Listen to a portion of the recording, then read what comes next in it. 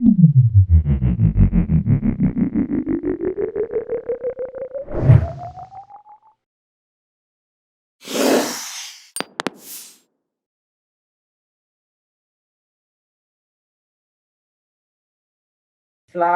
siang mungkin untuk nanti ini untuk pembaca Goepedia gitu ya. Jadi kali ini Oke. kita ketemu dengan Mas Fauzan Raudatul Hayat gitu ya. Mas Fauzan Raudatul Hayat sarjana ESOS ya. Sarjana Yes. sosial dan sekarang mengambil MBA ya Mas ya di ITB ya. Ya. Oke. Nah, jadi mungkin ini Mas Fauzan, jadi kita mungkin video ini nanti sebagai sumber inspirasi juga untuk penulis-penulis yang lain gitu ya, dan juga mungkin untuk Mas Fauzan bagaimana memperkenalkan bukunya, dan saya lihat bukunya ini luar biasa nih. Apa judulnya tadi saya lihat? Apa? Risalah Cinta di Langit Andalusia ya. Ya. Ada 2 jilid lagi, jilid 1 dan jilid 2 gitu. Mas, mungkin untuk mulai awal mungkin bisa perkenalkan nih, Mas Fauzan ini tinggal di kota mana, terus mungkin sedikit latar belakangnya, dan mungkin bisa cerita tadi tentang kuliah online-nya bagaimana, sudah berapa tahun gitu. Nah, mungkin terus gimana kepusingannya dengan kuliah online-nya gitu, Mas. Oke. Perkenalkan ya Mas Nathan, nama saya Fauzan. Mungkin orang-orang kalau buat di dunia kepenulisan kenalnya FR Hayat, karena nama saya panjang banget Mas. Jadi biar cepet gitu ya.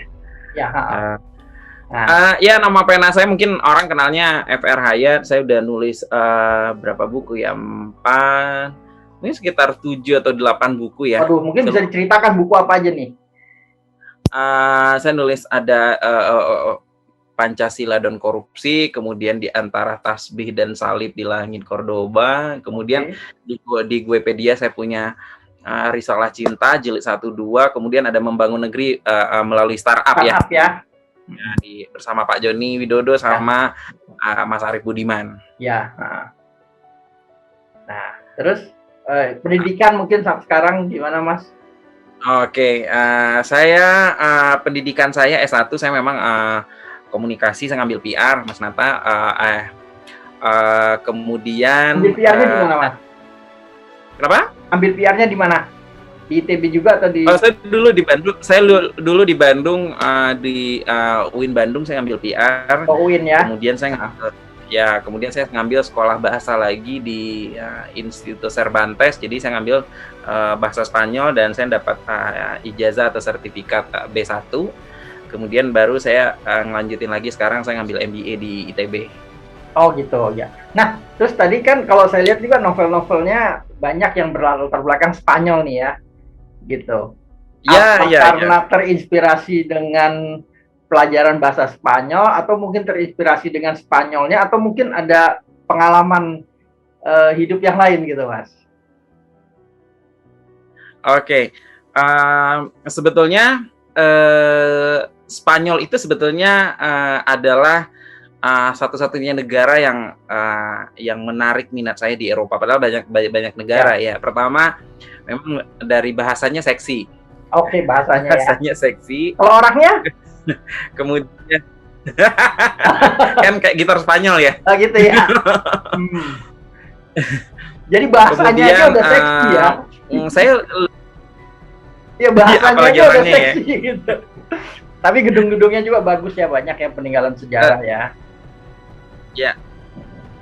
Ya, itu yang membuat saya suka adalah di mana Spanyol itu punya sejarah masa lalu yang menurut saya masih melekat hingga hari ini, dan itu adalah salah satu peninggalan budaya, menjadi saksi sebuah perjalanan sejarah. Kayak misalkan Islam di Cordoba itu dulu betul-betul berjaya sebelum datangnya bangsa Romawi, gitu ya. Dimana yang mungkin hari ini kita masih bisa lihat kok dan masih kokoh, kayak di Cordoba sekarang ada Masjid Katedral Cordoba yang memang sebuah masjid yang sekarang beralih fungsi menjadi katedral. Kemudian di Alhambra juga ada gitu ya. Di Sevilla kita masih bisa melihat peninggalan-peninggalan itu, dan menurut saya saya menjadi tertarik menulis kok settingannya kayaknya lebih romantis di kota ini ya gitu. Ya, saya lihat novelnya juga ceritanya kayaknya luar biasa ya. Apa namanya? Di sini kisah cinta romantis tapi tetap tetap teguh memegang akidah. Nah, nanti coba saya pengen tahu di ceritanya gimana. Kisah cinta romantis tapi tetap teguh memegang akidah, dan ada unsur toleransi agamanya juga nih antara Raihan dengan siapa, Paula ya. Ya, betul. Nah, coba mungkin nanti mungkin di sesi pertengahan kita singgung sedikit Mas tentang novel. Boleh. Nah, coba terusin lagi tadi. Nah, mungkin dengan latar belakang ketertarikan dengan Spanyol tadi, itulah yang melatar belakangi mungkin Mas Fauzan akhirnya menulis buku atau novel-novel atau cerita yang mempunyai latar belakang dengan budaya Spanyol gitu ya Mas ya. Betul. Atau mungkin ada kisah hidupnya sendiri, atau mungkin ini kisah nyata gitu.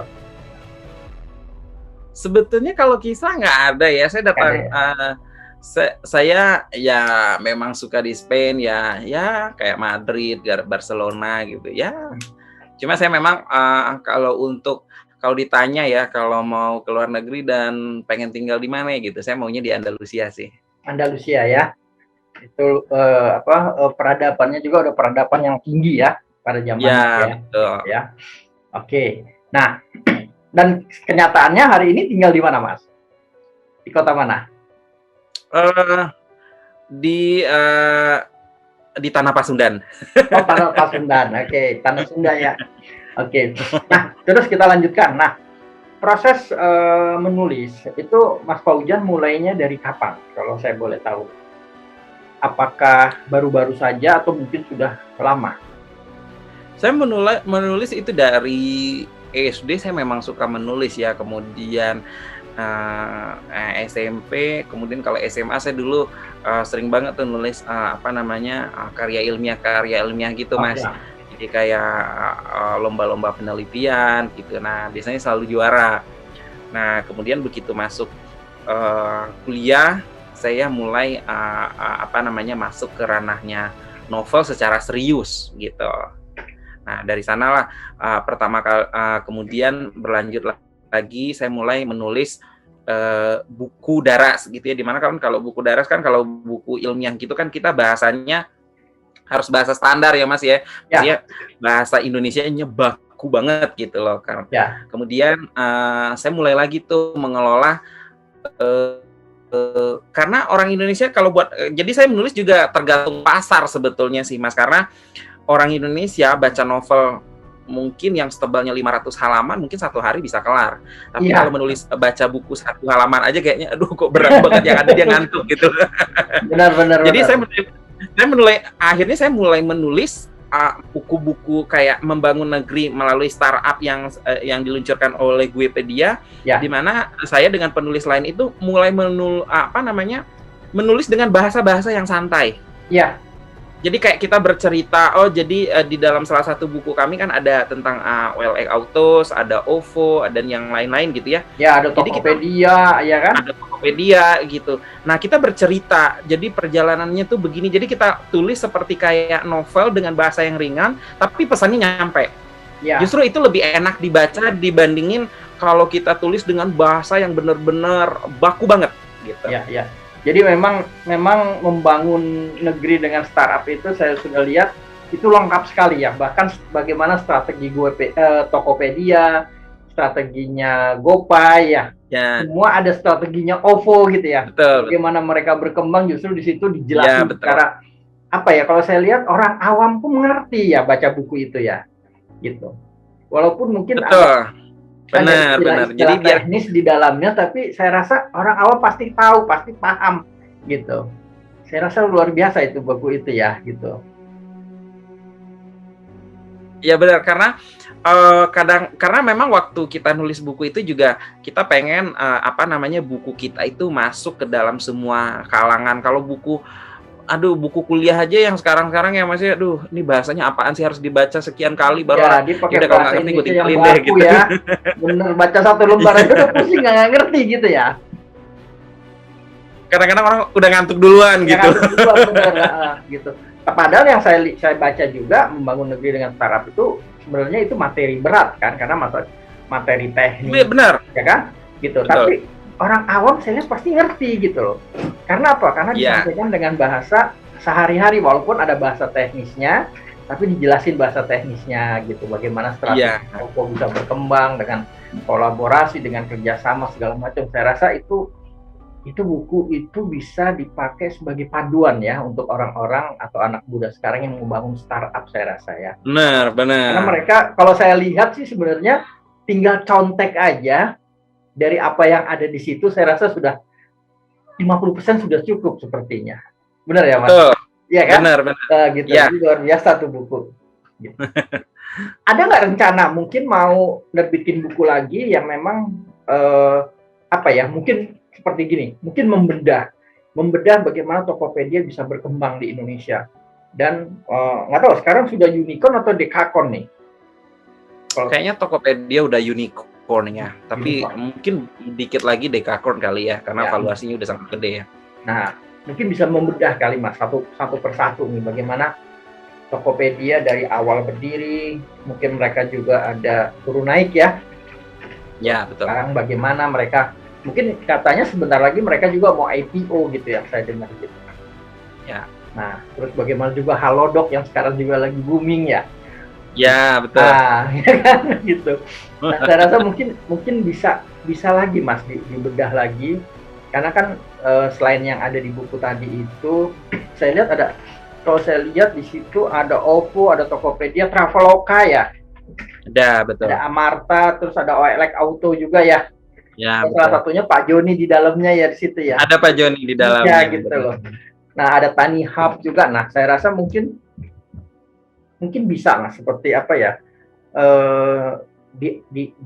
Dibedah lagi sebagai mungkin pembelajaran untuk masyarakat Indonesia yang mau membuat mungkin, karena kan kita, kalau kita bandingkan dengan di Amerika, jumlah kita masih sedikit ya startupnya ya. Betul, betul Mas. Ya kan? Kayak sekarang kita mungkin yang kita pakai aja ini bukan produksi Indonesia nih. Iya benar. Ya kan, Zoom bukan Indonesia punya, gitu. WhatsApp yang tadi kita chattingan bukan Indonesia punya. Iya benar. Facebook bukan Indonesia punya, gitu. Jadi sebenarnya peluangnya masih besar ya Mas ya. Masih besar peluangnya.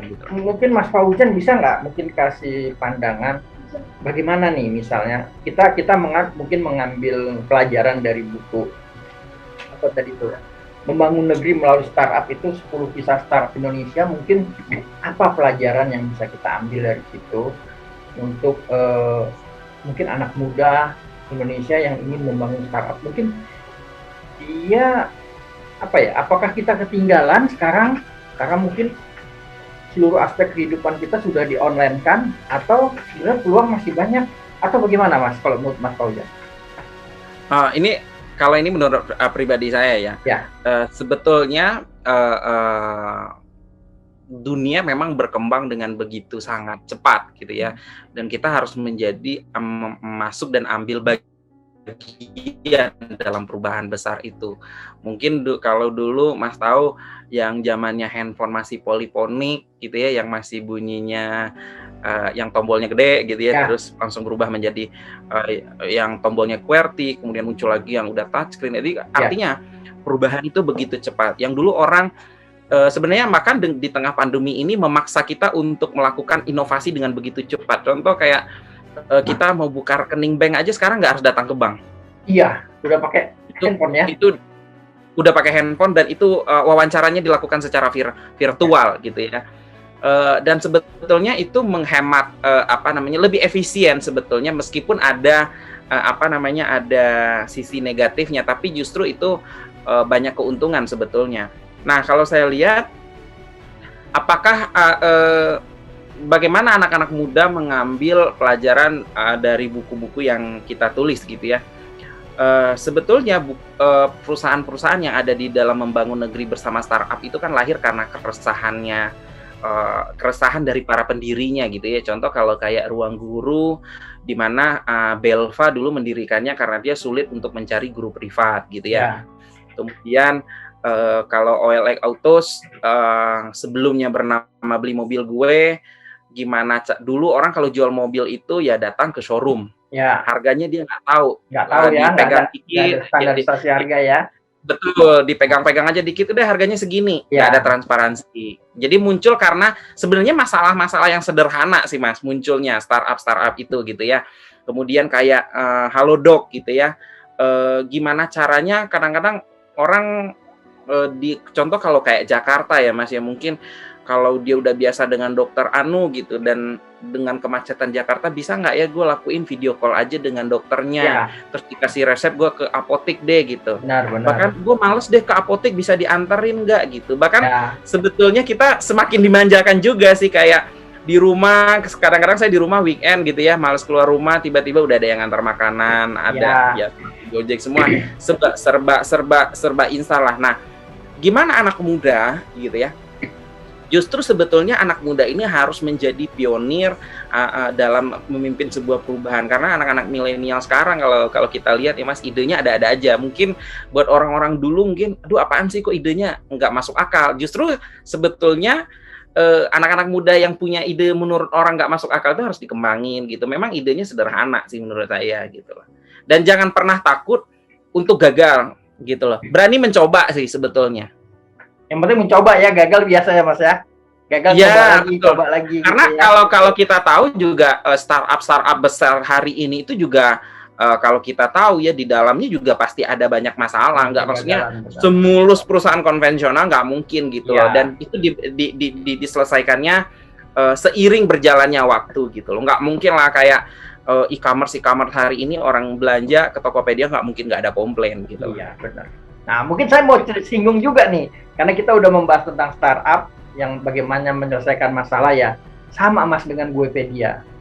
Jadi Ya. saya mau sharing sedikit tentang Guepedia. Jadi Guepedia ini sebenarnya lahir juga karena keresahan. Betul. Keresahan dari penulis di Indonesia.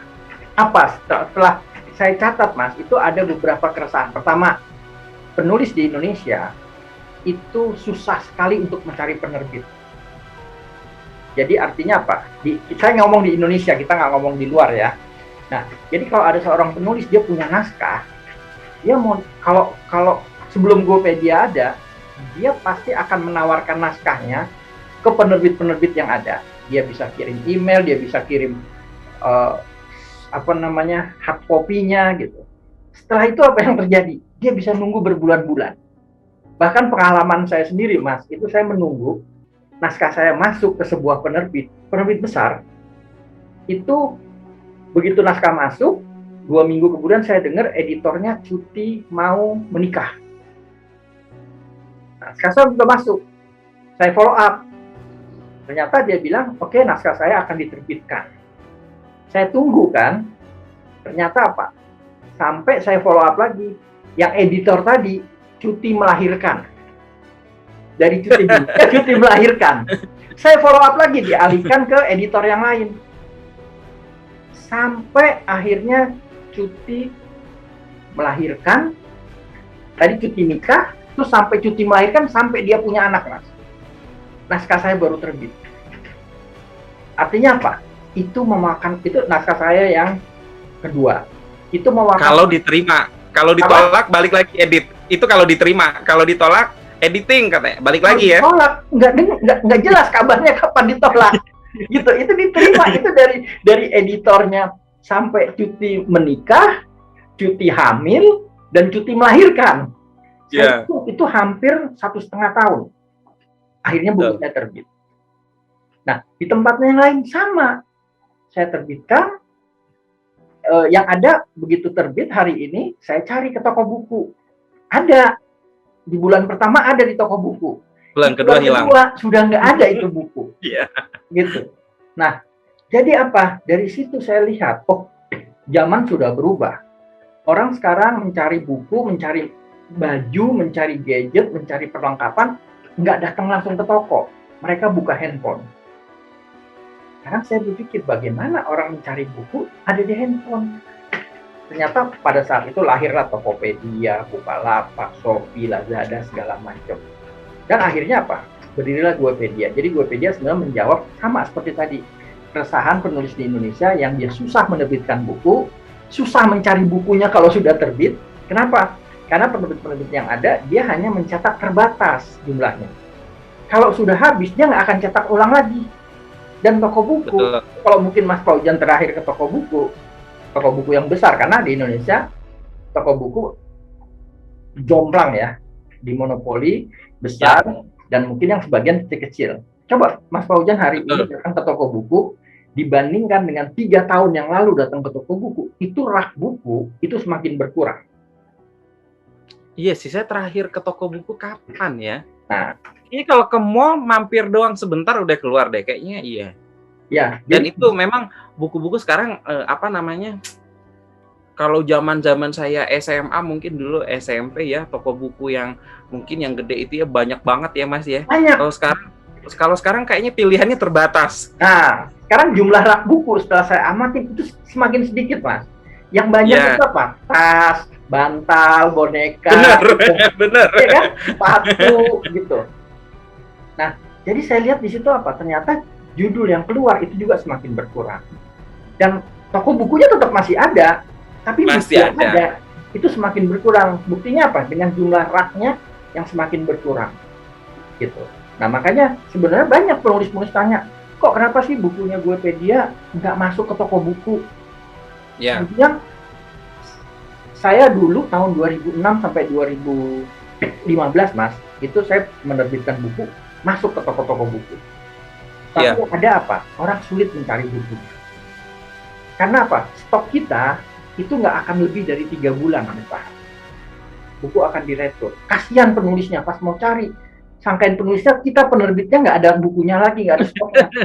Karena stoknya banyaknya minta ampun gitu. Nah, kenapa? Karena rak di toko buku terbatas. Begitu ada judul baru, judul lama, dia akan gantikan, gitu kan? Iya. Nah, jadi kalau hari ini penulis menulis buku, saya jamin di Guepedia, kapanpun dia tinggal ketik nama Mas Fauzan Rodatul Hayat, itu pasti keluar langsung cover-covernya, gitu. Iya. Ya kan? Nah, orang mau beli anytime, kapan saja ada tuh buku. Kenapa? Karena bukunya memang kita bukan kita stok, nanti kalau habis nanti kita tunggu lagi cetak, enggak. Jadi bukunya ready kapanpun. Dan bukan untuk penulis, buat apa juga Mas keuntungannya? Personal branding. Karena apa? Dia langsung terindeks di Google. Betul. Nah, orang yang mau cari tentang tema apa, dia langsung keluar tuh. Gitu. Dan dia boleh bebas milih dia mau lewat apa. Kalau dia biasa lewat Tokopedia, dia bisa beli lewat Tokopedia. Kalau dia biasa Shopee, lewat Shopee. Bukalapak, ya kan?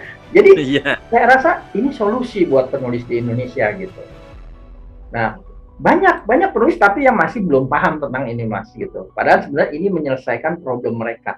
Karena mungkin mereka anggap, oh kalau buku saya ada di rak buku yang toko buku besar itu keren segala macam.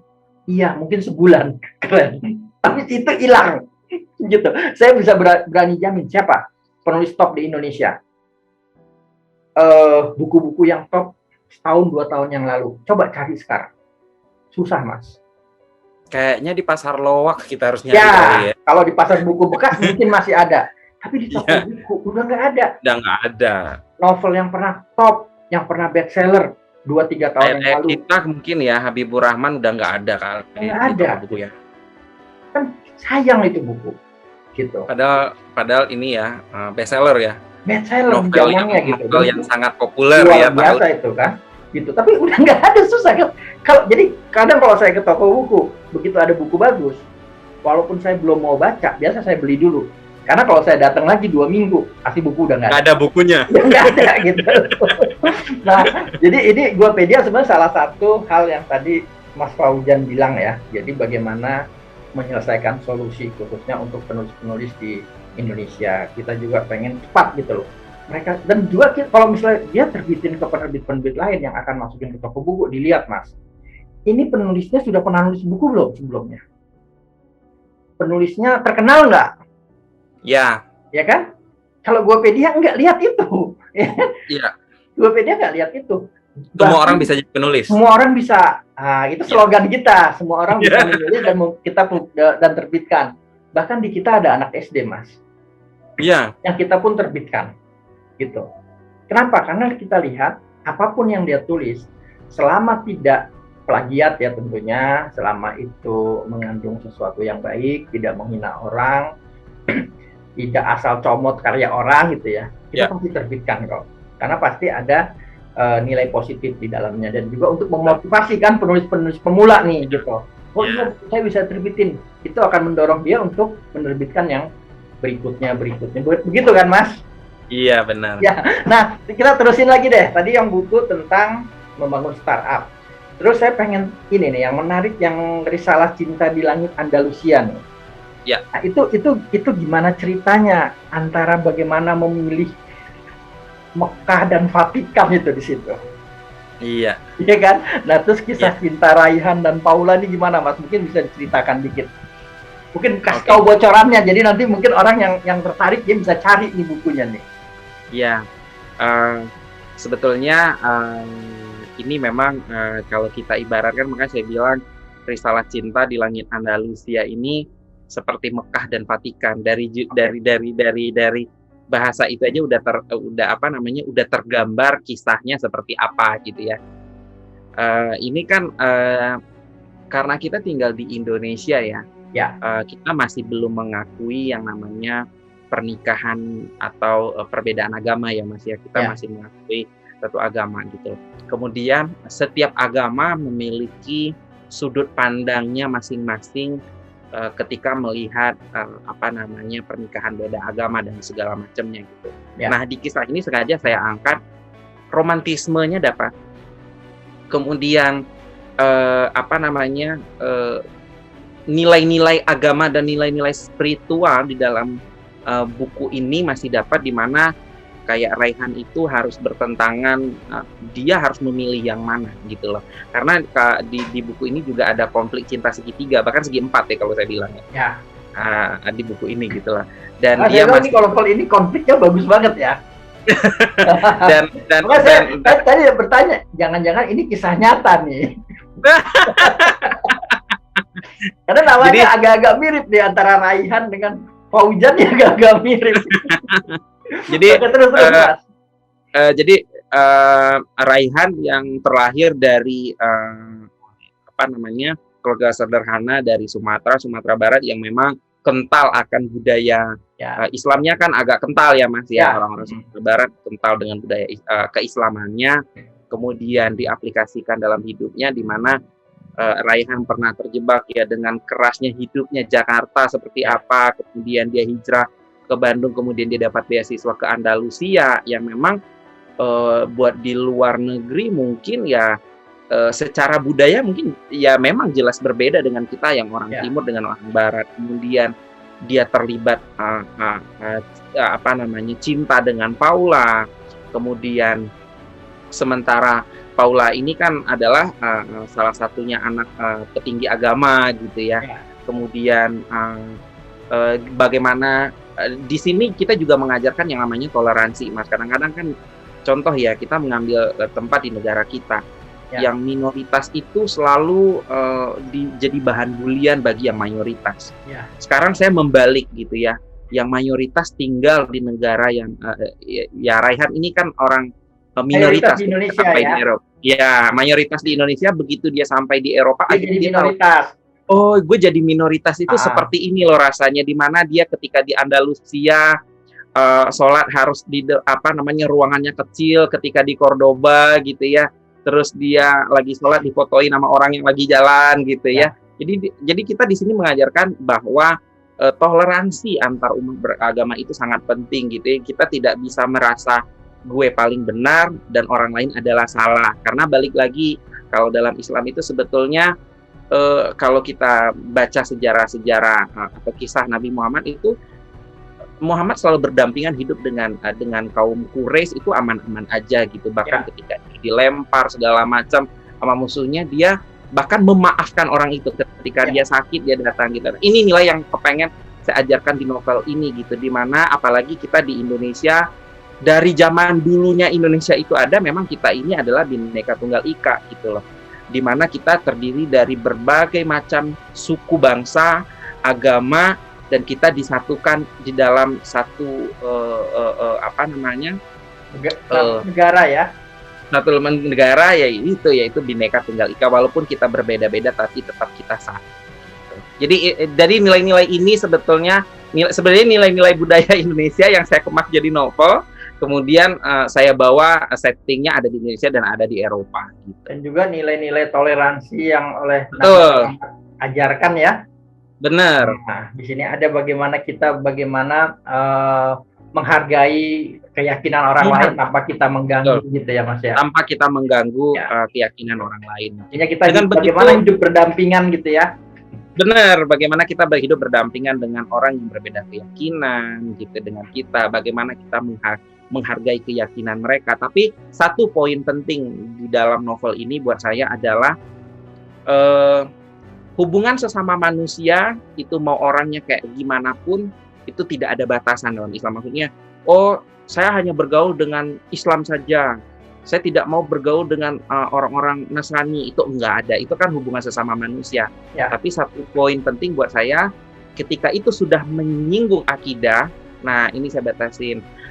Islam tidak ada toleransi gitu ya. Makanya di dalam hal ini saya tandain lakum dinukum waliyadin ya kalau dalam Islam ya Mas ya. Sehingga tidak ada toleransi kalau udah menyangkut soal akidah, dan semua orang harus menghargai keyakinan dan akidah orang, dan kita tidak bisa paksakan gitu. Ya, jadi inilah indahnya toleransi gitu ya Mas ya. Betul sekali.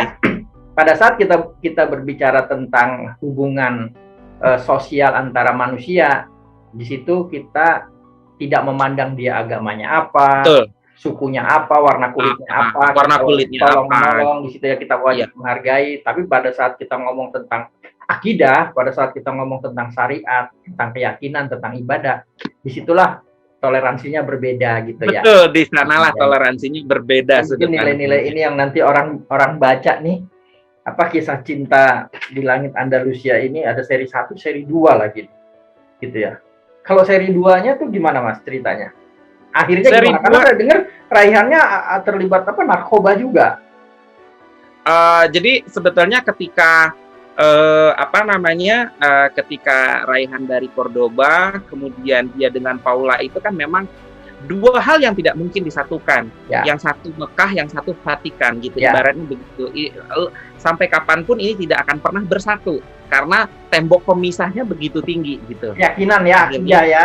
Iya betul. Nah, ini yang nggak boleh dicampur dengan toleransi kan? Ini yang nggak boleh dicampur gitu loh. Kalau persahabatan mereka, kalau kita baca fine-fine aja, mereka selama kuliah di Cordoba, kemudian mereka makan bareng dengan teman-temannya, jalan bareng ke Sevilla dan beberapa kota lain di Andalusia gitu. Itu fine-fine saja. Tapi udah menyangkut akidah. Nah, disinilah Raihan mendapatkan ujian dan Paula juga mendapatkan ujian gitu loh. Akhirnya Paula melanjutkan hidupnya. Raihan kembalilah ke Indonesia karena dia mendapatkan bekerja di Indonesia ya, dan untuk menyelesaikan kasus antara Paula dan Raihan ini, kita juga ada satu kisah menarik di sini Mas, di mana akhirnya Raihan itu menjatuhkan pilihan hatinya itu ke anak angkat profesornya. Mungkin stop dulu Mas, jangan dilanjutin. Ya seru nanti kalau dibocorin semua ceritanya gitu. Mungkin nanti buku ini kita masukin ke itu deh, ke review buku Guepedia deh. Boleh. Gitu. Karena jangan diterusin, ntar nggak seru gitu. Udah tahu penasaran ya gimana ya. Tapi pasti apa yang terjadi hubungan antara Raihan dan Paula dengan banyak ujian segala macam ya. Akhirnya bagaimana sih mereka, apakah mereka masih tetap berteman, atau mungkin mereka musuhan, atau justru mereka jadi menikah, atau bagaimana gitu ya. Jawabannya ada jawabannya ya. Oke, kalau gitu. Nah, Mas, mungkin sekarang saya pengen tahu nih, berarti total tadi Mas Faujan udah berapa, 5 buku ya? Itu sekitar 7 atau 8 deh ya. 8 ya? Nah, Mas Faujan ada nggak tips atau bagaimana sih cara walaupun dengan kesibukannya tapi masih bisa tetap menulis buku gitu? Karena banyak sekarang penulis-penulis yang sekarang bilang, waduh saya nggak ada waktu, saya pengen nulis sih tapi saya nggak ada waktu nih gitu. Gimana sih caranya? Nah mungkin Mas Faujan punya tipsnya atau caranya gitu loh. Gimana sih menulis buku gitu bisa produktif begitu? Justru sebetulnya tiap hari kita menulis sih Mas. Karena contoh, hari ini gue galau deh, kita lihat di dinding WA nih. Iya. Kemudian kadang-kadang di Facebook, gue lagi bete nih. Itu kan salah satu bentuk luapan isi hati ya. Iya.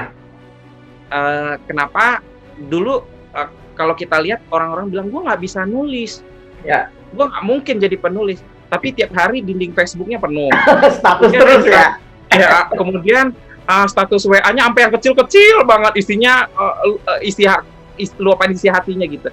Setiap jam ganti lagi statusnya. Setiap jam ganti lagi. Bahkan ada yang setiap menit ganti lagi Iya, gitu ya. makanya. Coba kalau itu dikumpulin sebulan jadi buku kali ya. Udah jadi buku Udah jadi gitu loh. buku, bener kan? Contoh kayak kumpulan puisi atau puisi tentang luapan isi hati udah jadi buku gitu Ya, dari. Mungkin buat tips ya, mungkin orang-orang yang mau jadi penulis pemula mungkin bisa dilihat lagi dinding Facebooknya 4 tahun 5 tahun yang lalu apa yang dia tulis gitu ya, kemudian dia rangkai lagi. Satu hal buat saya, kalau saya menulis memang udah menjadi kebiasaan ya. Dan jujur aja sih Mas, itu saya menulis risalah cinta ya. sama dengan salah satu buku biografinya Pak Joni ya, tukang Pak Joni insinyur jadi bos gitu ya. Ada part yang memang saya itu menulisnya butuh waktu yang lama karena saya menulis harus mewakili emosional yang terjadi di dalam kisah itu. Ya. Biasanya saya nulisnya tengah malam kalau yang begitu Mas. Oh gitu. Tengah malam dengar musik yang sendu dan saya harus masuk ke dalam karakter dan cerita itu. Biasanya kalau lagi galau biasanya luapan isi hati biasanya lebih lancar nulisnya biasanya. Oh gitu. Happy biasanya. Berarti tipsnya saya bisa ambil kesimpulan untuk penulis yang pengen cepet bisa menuliskan naskahnya harus galau dulu. Salah satunya. Harus galau dulu karena katanya kalau orang galau itu semua kata-kata yang baik, kata-kata yang indah gampang keluar gitu ya. Biasanya emosionalnya lebih dapat. Emosionalnya lebih dapat. Terus yang kedua sebetulnya rutinitas ya.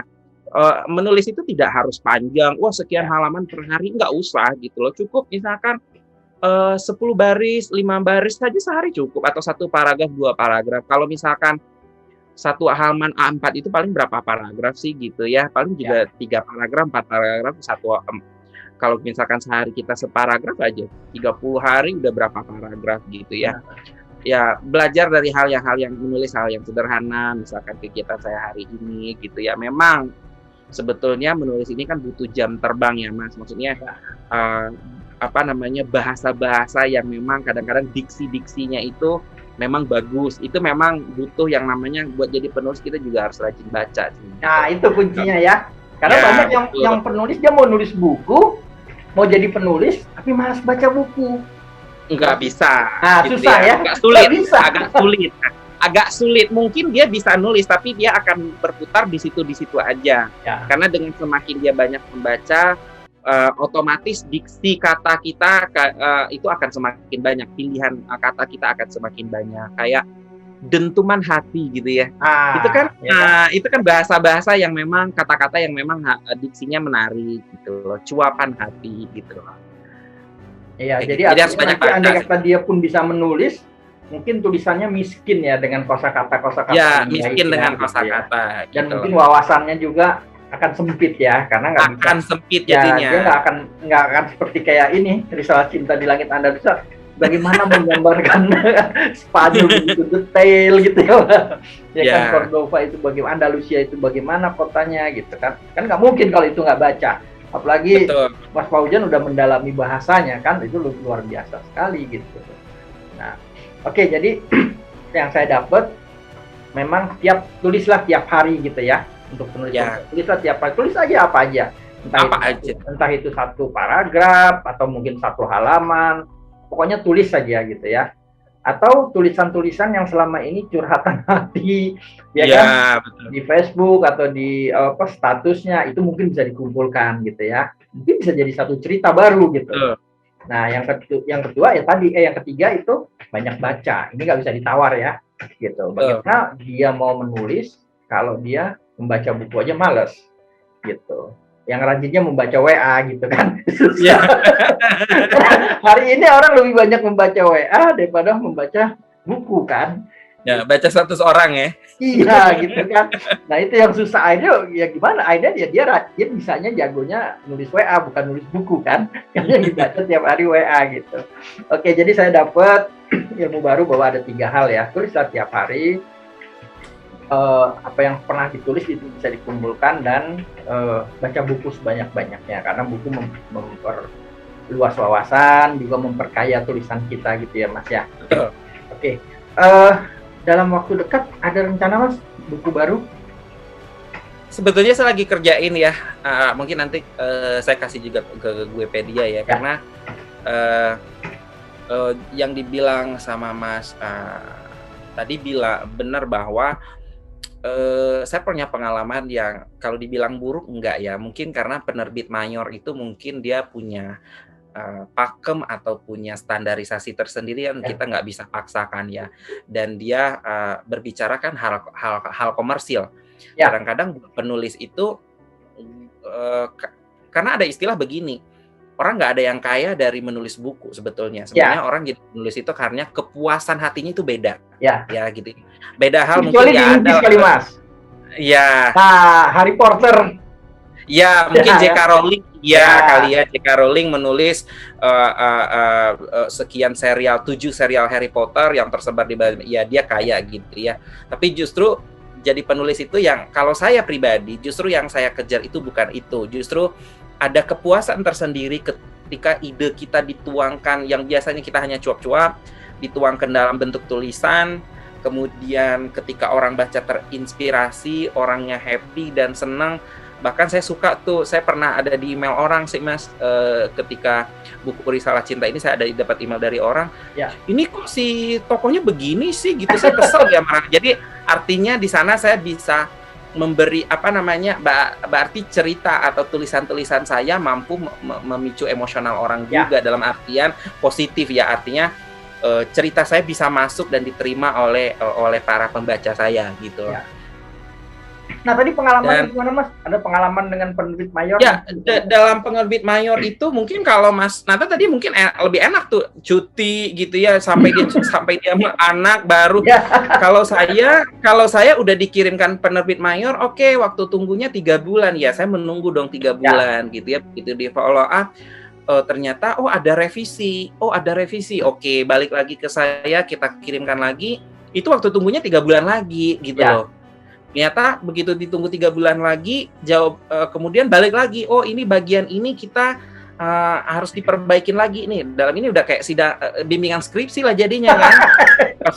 Pas di finalnya dapat surat dari mereka, mohon maaf untuk saat ini buku dengan tema ini kita lagi nggak bisa diterbitkan gitu loh. Kenapa nggak ngomong aja sih dari awal gitu kan? Gitu ya. Iya gitu loh. Dan kita harus mencari lagi penerbit yang lain dan harus lagi memulai lagi prosesnya dari nol. Kalau Guepedia, jujur aja maksudnya hari ini saya kirimkan kemarin naskahnya, proses editingnya cepat, desainnya cepat segala macam, mungkin 3 hari buku saya jadi dan itu udah bisa dipesan gitu kan. Dan menurut saya banyak banget orang di luar sana yang pada akhirnya kadang-kadang mungkin ada salah satu faktor untuk malas menulis itu karena dia bingung. Setelah jadi tulisan saya gitu ya, ini cara menerbitkannya gimana? Bingung kan? Karena nggak semua orang paham prosesnya, karena saya pernah ngurus Mas, itu ngurus ISBN aja, itu 1 minggu nggak kelar. Karena harus bolak-balik ke perpustakaan RI, itu kan lumayan capeknya gitu loh. Apalagi untuk mereka yang tinggalnya di daerah yang bukan di Jakarta. Ya, benar. Kalau sekarang kan ISBN-nya udah diurusin, desainnya udah dibikinin, covernya tinggal duduk manis aja deh gitu kan. Udah tinggal duduk manis, terus tinggal lihat linknya, tinggal buka, sudah terpampang gitu kan? Sudah terpampang gitu. Dan ada juga resiko kalau misalkan kayak misalkan nih ya Mas, kalau benar kata Mas Nata tadi bilang bahwa kadang-kadang buku itu familiarnya bukan di tahun ini. Kadang-kadang bisa jadi setelah 3 tahun terbit buku itu booming lagi. Pas dicari ke toko buku udah nggak ada. Akhirnya apa? Makanya banyak sih buku-buku yang kita lihat itu buku-buku yang masih ada tersisa itu diduplikat, difotokopi, diperbanyak lagi, yang dapat hasilnya orang, sementara penulisnya nggak dapat apa-apa. Kalau di sini kan orang bisa pesan kapan aja, mungkin ya setiap waktu lah tanpa ada batasan waktu. Selama Guepedia masih ada, tinggal saya buku saya masih ada kan? Masih gitu. Ada, dan akan ada jejak digital yang nggak akan hilang Mas. Itu lebih penting, gitu. Benar. Itu yang lebih penting, gitu. Karena kapanpun orang tinggal ketik nama Mas Fauzan, keluar tuh semua. Gitu. Benar. Orang mau beli, tinggal klik dia mau beli lewat mana gitu. Jadi Ya. mungkin gini Mas, saya mungkin mau berbagi di sini ya tentang apa sih yang membedakan penerbit mayor, karena saya waktu tahun 2006 sampai 2015 itu saya sendiri punya 5 penerbit mayor. Ya. Dan di 2015 itu saya rubah semua. Saya tutup semua. Kenapa? Karena penerbit mayor ini kita kan harus ngikutin zaman. Sekarang zamannya sudah online semua. Nah, Ya. jadi mungkin saya akan buka sedikit rahasia. Kenapa di penerbit mayor tadi kisahnya Mas Fauzan bisa ditolak begitu, padahal sudah revisi bolak-balik. Jadi gini Mas, di penerbit mayor, mereka naskah yang masuk, biasa penerbit ini dia sudah punya guideline atau panduan. Dia mau nerbitin naskah yang bertema apa. Ada penerbit yang dia hanya menerbitkan tema agama. Ada penerbit yang menerbitkan tema novel. Ada yang temanya tentang psikologi gitu. Jadi macam-macam temanya. Pada saat naskah kita masuk ke penerbit tadi, kalau tidak sesuai, biasa akan ditolak. Nah, kalau sesuai temanya, dia akan pertimbangkan, ini penulisnya siapa nih? Followernya banyak nggak? Artis bukan? Orang terkenal bukan? Terus ini buku yang keberapa dia tulis? Gitu. Dia akan lihat nih, gitu. Nah, dia lihat dulu penulisnya siapa. Kalau dia bilang penulis, oh lumayan lah, gitu ya. Dia lihat isinya. Isinya ini bisa dijual nggak? Nanti kalau saya cetak, kenapa? Kalau penerbit mayor itu, dia cetak itu minimal sekitar 2.000 sampai 2.500, Mas. Di tahap awal. Berapa? Eksemplar ya? Tahap awal, karena untuk memenuhi toko buku tadi. Nah, investasi, ini saya bongkar saja di sini gitu ya, biar mungkin penulis-penulis lain tahu gitu. Investasi satu judul buku untuk penerbit mayor itu minimal dia, ini buku belum laku ya, itu minimal dia harus mengeluarkan uang sekitar 35 sampai 60 juta. Tergantung bukunya tebalnya berapa ya. Gitu. Jadi satu judul buku dia harus mengeluarkan investasi di awal itu. Itu untuk biaya cetak. Belum biaya editing, biaya segala macam belum. Biaya cetak saja, Mas. Nah, dia harus mengeluarkan itu dulu di depan. Setelah itu, buku dia akan distribusikan ke toko buku. Pada saat masuk ke toko buku pajang kan? Iya. Nah, si penerbit tadi, dia akan terima uangnya kapan dari buku ini laku? 6 bulan kemudian, Mas. Lama ya? Lama, kenapa? Karena buku yang laku hari ini, bulan depan, 2 bulan lagi, toko buku baru kasih laporan. Nah, laporan itu, duitnya cair sebulan lagi. Nah, royalti penulisnya, tunggu dihitung lagi sebulan lagi. Nanti ada waktu sekitar sampai 6 bulan. Penulis baru tahu, oh iya buku saya laku. Padahal buku yang laku dia tahu itu yang 6 bulan yang lalu atau 5 bulan yang lalu. Nah, itu jangan bilang penulisnya lupa ya. Iya, gitu. Nah, nanti di toko buku kan dia punya space yang tidak luas, tidak banyak. Terbatas. Kalau ada judul baru masuk, dia kan bingung nih mau taruh di mana nih. Dia akan lihat buku-buku yang memang penjualannya cuma 5, 10 gitu. Dia turunin Mas, taruh rak paling bawah. Nah, ini rahasianya nih saya kasih tahu. Rahasia, ya. Gitu ya.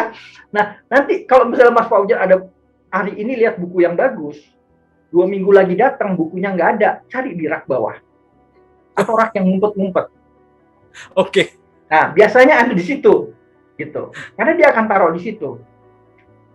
Sebulan lagi atau 2 bulan lagi, buku itu akan diretur ke distributor. Buku itu diretur ke distributor, nanti dari distributor balik ke penerbit. Apa yang terjadi dengan kondisi bukunya? Rusak, Mas. Buku nggak bisa dijual lagi. Kenapa?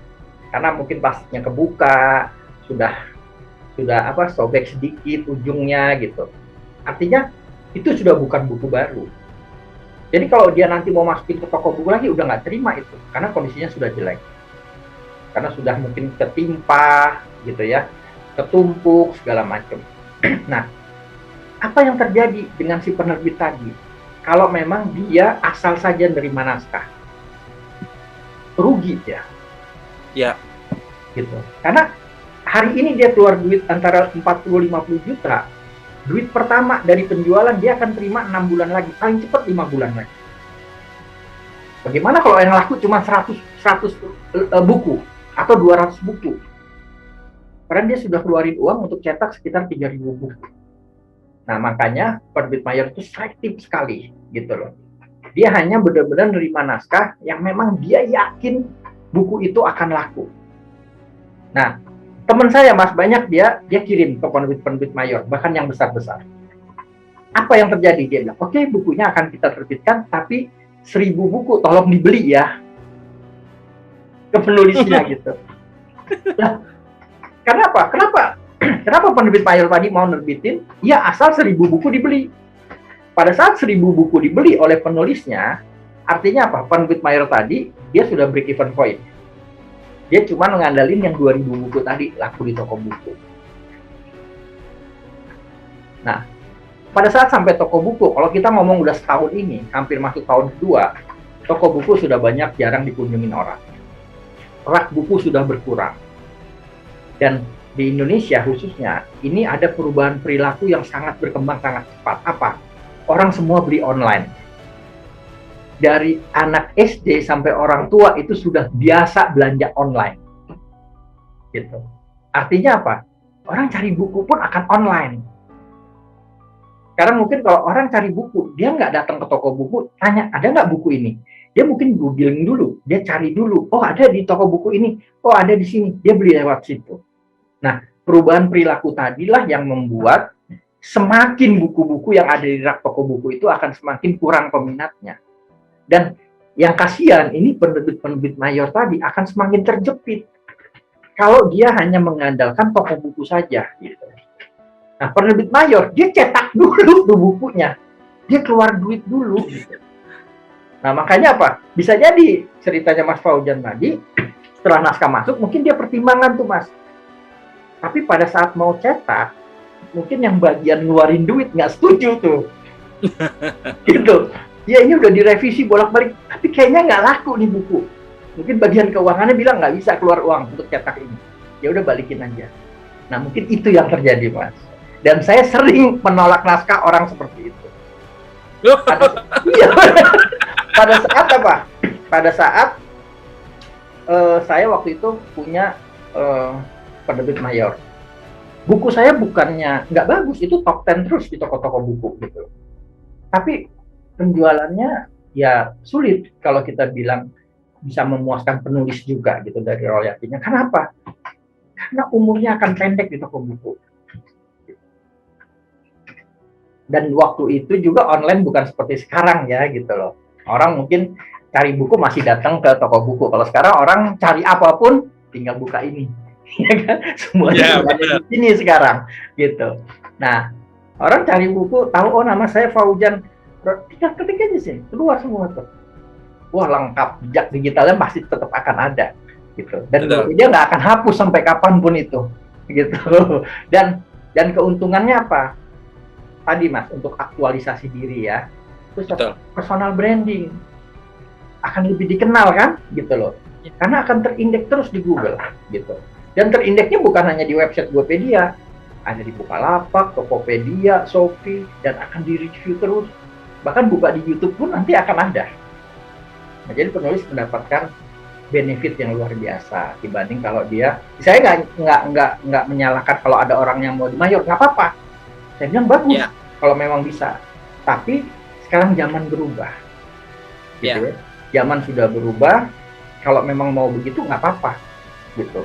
Siapa tahu itu memang salah satu caranya dia menjadi penulis lewat situ. Dan penerbit mayor masih banyak juga, masih butuh juga naskah-naskah yang bagus. Tapi saran saya kalau memang penulisnya ini punya personal branding yang kuat, naskahnya memang bagus dan bermanfaat, saya rasa memang harus ke penerbit mayor. Karena penerbit mayor pasti akan berlomba-lomba tuh merebut naskah itu tuh. Misalnya Mas Fauzan sekarang sosial medianya punya follower 1 juta misalnya. Saya saranin ke penerbit mayor. Mereka tutup mata, Mas, pasti terbit.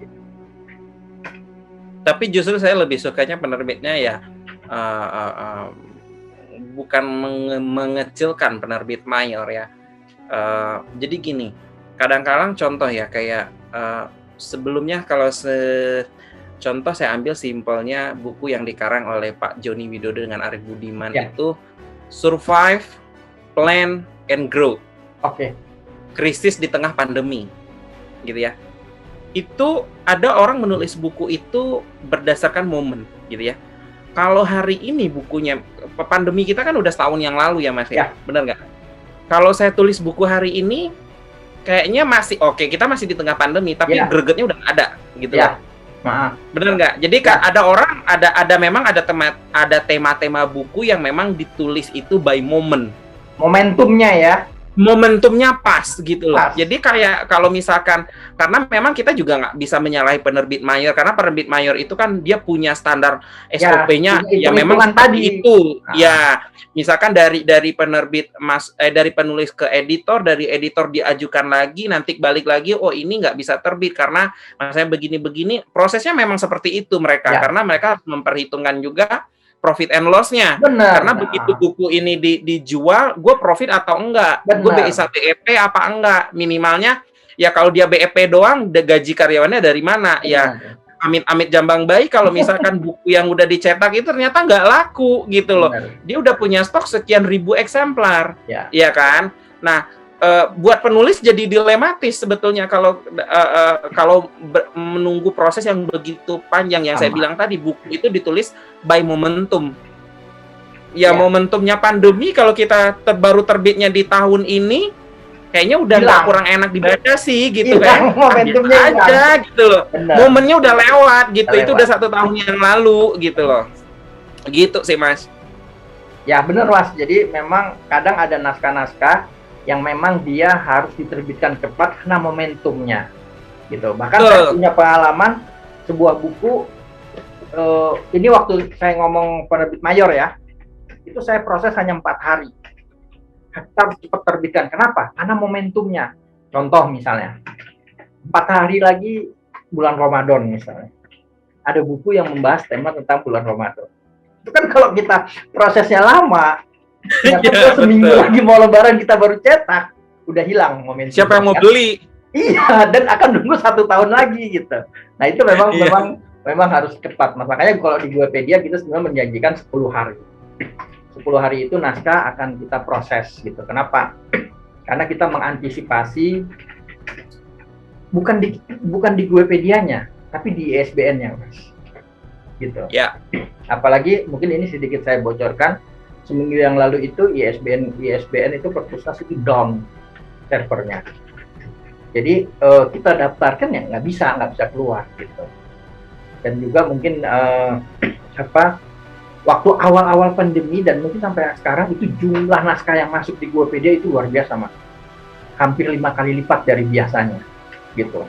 Mungkin karena orang di rumah ya, akhirnya dia ada yang dikerjakan, akhirnya nulis buku, itu luar biasa naskah yang masuk. Gitu. Jadi mungkin akhirnya kita suka lewat dari 10 hari gitu loh. Gitu. Tapi mungkin pengalaman dari Mas Fauzan mungkin bisa lebih cepat kali. Pengalaman berapa hari waktu itu? Saya di Guepedia lebih cepat ya, di bawah 3 hari ya. 3 hari ya. 3 hari sudah terbit ya gitu ya. Alhamdulillah lah kalau gitu. Memang kita usahakan kurang dari 10 hari lah, paling tinggi paling lama 10 hari gitu. Kita sudah bisa terbit. Karena tadi menjawab tadi kita nggak mau penulis nggak ada. Karena SBN itu lama biasanya. Iya. Kalau ada revisi pun kita langsung cepat kasih tahu penulisnya. Ini kita perlu revisi gitu. Atau misalnya kita tolak pun kita kasih tahu. Jadi bukan mungkin tidak semua naskah yang masuk di Guepedia pun kita terbitin, Mas. Mungkin yang ditolak ada sekitar 20-25%. Gitu. Kenapa? Karena mungkin ada plagiat. Bukan kita lihat temanya nggak bagus, tapi mungkin ada plagiat atau mungkin isinya seperti unsur sara kali ya. Ya, ada sara gitu. Ya. Atau isinya itu kalau kita terbitkan ada orang yang tersinggung. Ya, betul. Dan itu tanpa disertai fakta bukti yang otentik, kan ini jadi polemik kan jadinya ya. Betul. Gitu. Nah, biasanya kayak gitu kita memang tidak terbitkan. Oke, saya rasa cukup. Mungkin dari Mas Fauzan ada saran-saran apa mungkin untuk perbaikan Guepedia? ke depannya gitu, Mas? Sebetulnya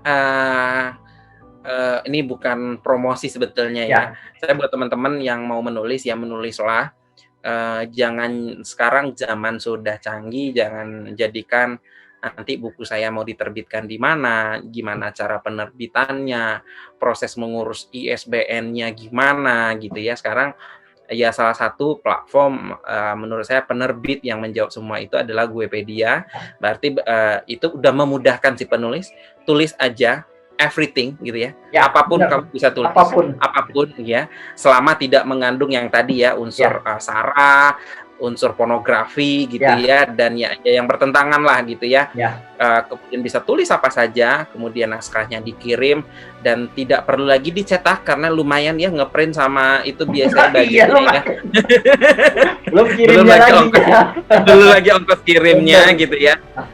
Tinggal dimasukin aja ke website gitu ya. Dan itu tinggal di-upload gitu ya, kemudian tinggal duduk aja. Duduk santai duduk santai, terus nggak usah pikirin, maksudnya nanti buku saya gimana cara jualnya, ya udah itu udah dipikirin sama Guepedia, udah lu tinggal terima royaltinya juga jelas gitu ya, bisa dicairkan kapan saja gitu ya. Ya udah kalau udah tulis buku, udah kita sebagai penulis tinggal duduk dia manis aja sih sebetulnya, nggak usah mikirin marketingnya gimana gitu ya.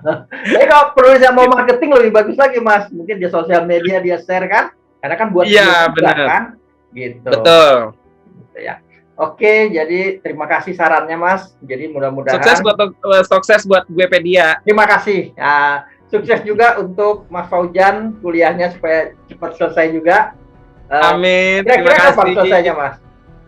Akhir tahun ini saya selesai. Akhir tahun ini ya, mudah-mudahan akhir tahun ini selesai dan kita tunggu naskah berikutnya. Semoga di tahun ini saya bisa kasih 3-4 naskah lah ya. Amin. Kita tunggu, Mas. Baik. Oke. Assalamualaikum warahmatullahi wabarakatuh. Waalaikumsalam warahmatullahi wabarakatuh.